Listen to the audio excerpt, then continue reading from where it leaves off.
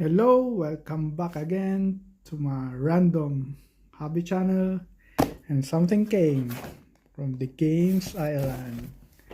So, eto na tayong Kamigawa. Sorry, dito ko laging tinatanggal Kamigawa Neon Dynasty. Ang baong ko namang mag-open. Siya naman.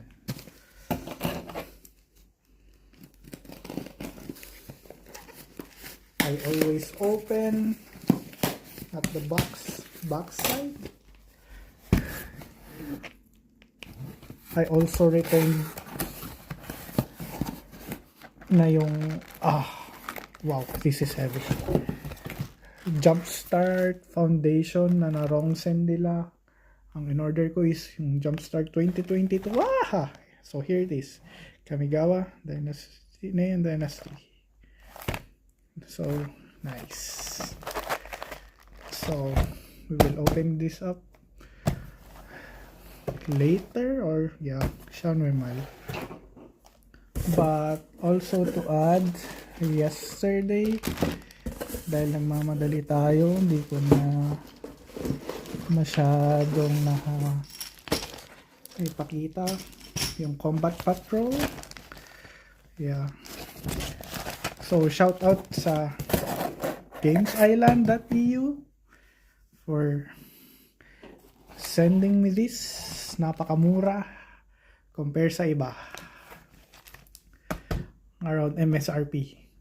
Umorder din ako sa kanila ng bago? Edge of Eternities and Shaun Remal.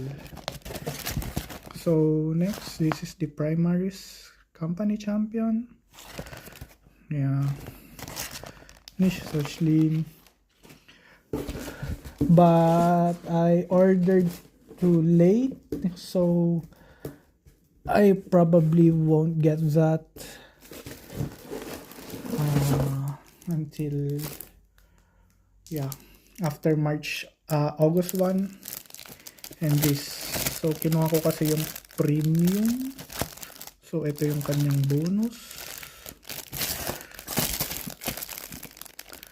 Ang tawag sa kanya Easy Scriptor Magister Tigurius. But I ordered the Edge of Eternity bundle sa Amazon. So Shaun Remal. Hopefully hindi siya fake news. So that's all. Thanks again.